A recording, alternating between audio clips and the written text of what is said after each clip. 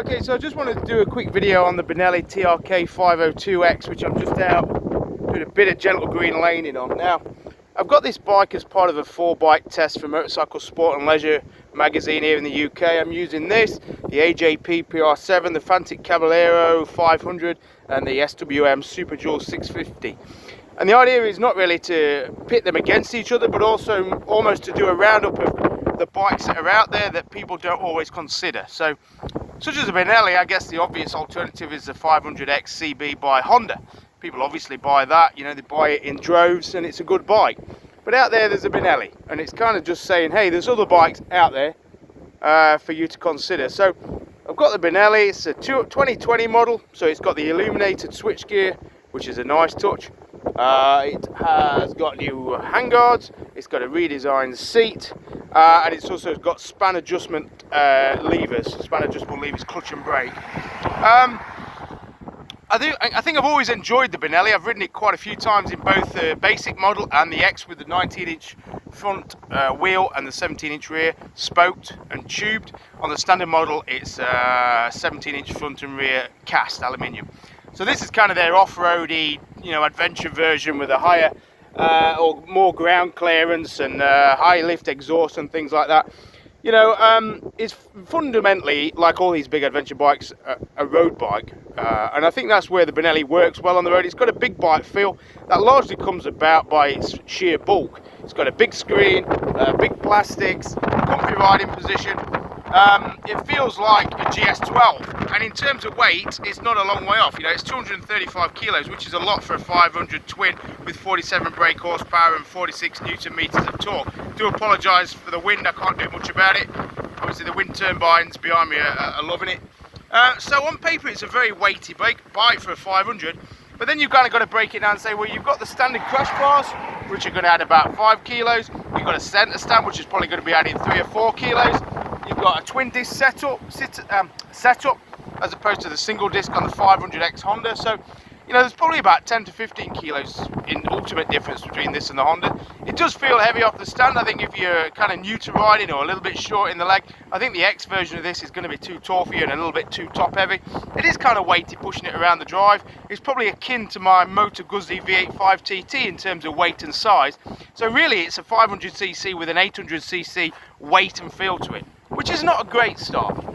But you ride the bike and it's got that nice GS-ness where the weight immediately disappears when you get the bike on the move, rolling. It's got a nice clutch engagement, good throttle, good fueling. It's got nice controls, and I think that belies its cheapness. It's £5,400, but once you get it moving, it feels like a quality product. It doesn't feel like an Italian-designed, Chinese-made bike, which is what it is. It feels like a good bike, and I think it surprises people because it is actually quite decent. I think power is pretty crisp actually. People say it's got no oomph. I think on these sort of A and B roads, which I'm riding on at the minute, it's got plenty, to be honest. You know, if you can't ride fast with 47 brake horsepower, I think you need to improve your riding. You can make good progress, you can overtake vehicles. Okay, obviously you've not got that lazy power, roll-on power that you've got with a bigger bike, but it's still there. You just got to work it a little bit harder and plan your overtake. So all these people saying it's too heavy or it's too underpowered, I kind of think, well, you know, fine, go and buy a 15 grand GS, or I guess a second-hand GS is a good alternative. But I don't think you need that, you know, I don't think you necessarily need 50 plus horsepower to ride an adventure bike a long way or to make good progress. You just need to, it's all about momentum. You know, and maybe people have spent too long on big bikes to forget that actually if you maintain your momentum and you think about your gear changes and your riding, actually you can ride pretty swiftly on one of these.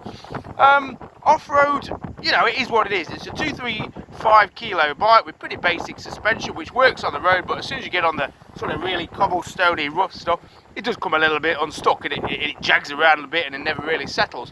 A lot of this trail I've been on, it's basically a windmill access road. It's quite well graded, quite smooth puddled, but the surface is quite consistent, and over that it really sails, it really rides well. It's got a pretty good upright riding position. I think you want wider bars ideally, and the pegs, they've got removable rubber inserts, but they're slightly canted forward, so it pitches your foot down sort of toe down, which makes it slightly uncomfortable and feels like you're pressing back against the peg. It's kind of a slight annoyance, but you know, it is what it is. So there we go. I mean, the Benelli 502X is probably more handsome than me, which is not saying much, but multi-strada-esque, I would say, GS 1200-esque, big bike-esque.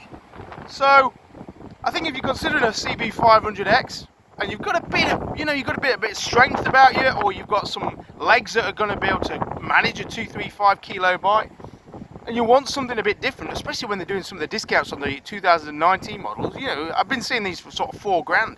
£4,000, it's a lot of bike for £4,000. I guess obviously you've got the service intervals, which I gather are 4,000 miles, which are I think half of the CB 500X. So that's going to push the price, the total running cost of the bike up a little bit. I guess with all these sort of fledgling brands that don't have their own solus dealerships, there's always going to be an issue of finding dealerships that are good and proactive if you have a problem. Also, maybe getting parts is not as easy as if you bought yourself a Honda. But that's your choice, really. You go for a Honda CB 500X and have a very predictable experience, or you go for something different like this Benelli. I think if it was me, I don't know what I'd do. If I had £4,000 to spend, I think I'd give one a go. But would I get one over an AJP PR7, which I'm about to go and swap it for? Oh, I don't know. I've been tempted by a PR7 for a while now and ended up with a Guzzi just because it's a better road bike, but the PR7, looking forward to that one. So that's it, we're in the middle of Devon, wet, wild, windy, not too wet though. We're going to head south to Bodmin, to Thor Motorcycles, who've got the AJP waiting. So over and out, cheers.